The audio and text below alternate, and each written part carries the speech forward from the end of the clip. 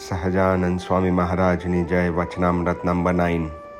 In this, God touches the topic of fulfillment or completeness. In other words, why we end up feeling incomplete, empty, or unfulfilled from within, in spite of having everything that we should have or everything that can make us happy is there in our life, yet we are unhappy. And why is this happening? Because we have placed happiness in the wrong place. Happiness, fulfillment should be placed in the effort, not in the result or the outcome. Happiness is in the journey, not in the destination. If we talk about seeking God, is our nischay in place, he asks. Are you sure that you believe in God, on the concept of God? Do you trust God? Do you have faith in this idea that there is a creator who created you and this entire universe? Do you really believe in him? Is there a strong will in place that you want to seek him? Is the intent behind seeking God clear and clean? Is the why sorted? Why do I want God? Do I want God because if I get God, I'll get more things or better things? Do I want God because I want life to work in my favor? Do I want God for my own selfish, subtle, unsaid gains? Or do I want God just because I want God?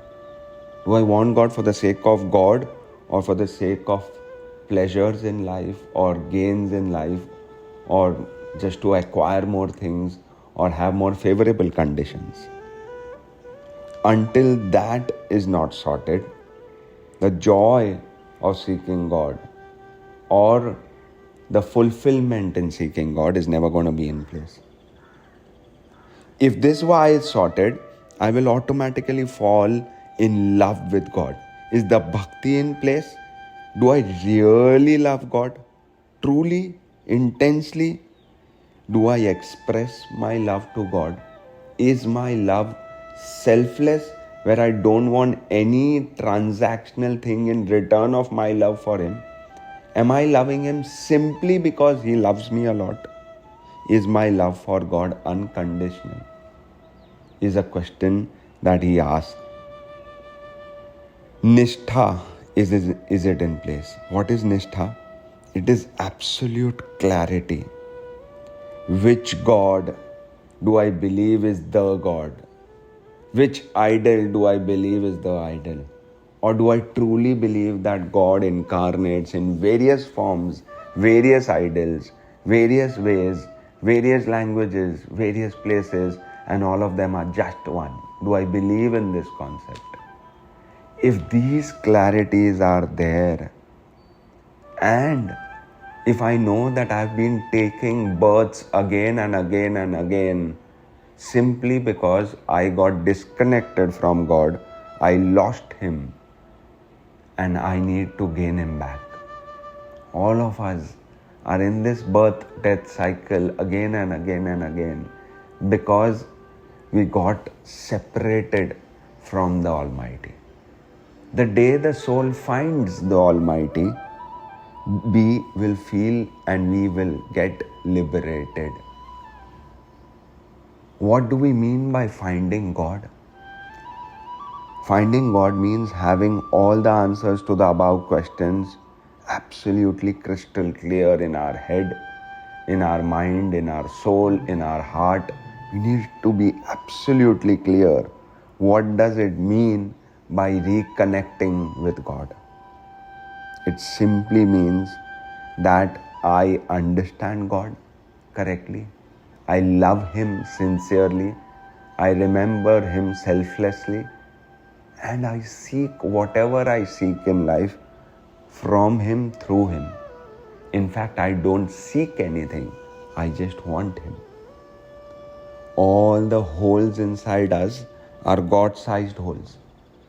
These holes can only be filled by God. We are trying to fill them with pleasures, with people, with things, with achievements, with ego. Nothing will fulfill us. Only and only God will eventually fulfill us.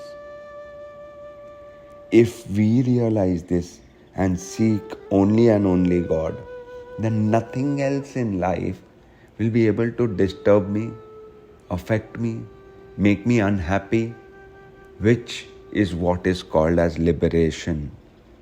Liberation is in forgetting everything else, not having expectations from anything else, especially when it comes to what decides my happiness. I have to ensure that my happiness lies in my hands and my hands alone. I seek it from God and God alone. Everything else I forget when it comes to the subject of happiness, when it comes to the subject of peace, when it comes to the subject of love. There's only and only one entity which can give me this peace, bliss and love that I seek. The moment I will place my happiness, my peace and my feeling of being loved in the hands of anything other than God, in the hands of any other person, in the hands of any other achievement, in the hands of any other outcome, I am bound to feel incomplete, because life is not perfect. Outcomes are never linear. They are never always in our favor. Expectations are not always fulfilled. They will always remain partially fulfilled. Highs and lows, gains and losses, happiness and sorrow, all these are two sides of the coin of the design of life. Birth and death too are two sides of the design of life. If we understand this, that nothing is permanently high and nothing is permanently low, nothing is going to remain the same forever. Neither people, nor work, nor success, nor relationships, nor situations, nor challenges, nor blessings.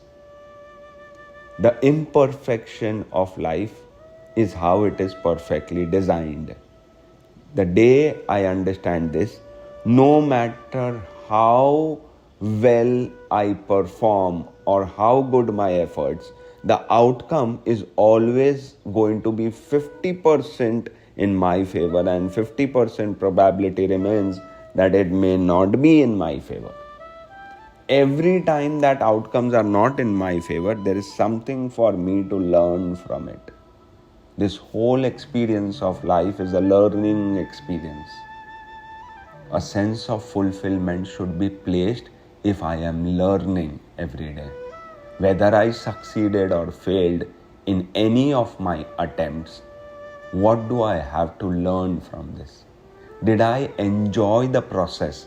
Did I enjoy the effort? Am I enjoying the seeking? Am I enjoying the praying? Am I enjoying all the things that I am thinking? Am I enjoying all the things that I am doing? If I'm not enjoying, then I'm doing it for the heck of it.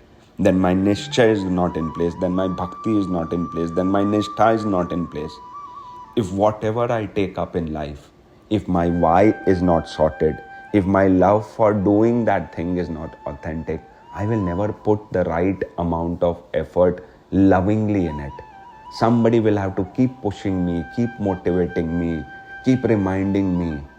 If health is important for me, I will put in the effort. If spirituality is important for me, I will not be lazy. If my work is important for me, nobody will have to remind me or give me motivation to work harder. The efforts, the hard work, the practice will all fall in place if the why is in place. May we all only take up things that we truly love, truly desire, and enjoy the process and not get affected by the outcome. Sahajanand Swami Maharaj Jai.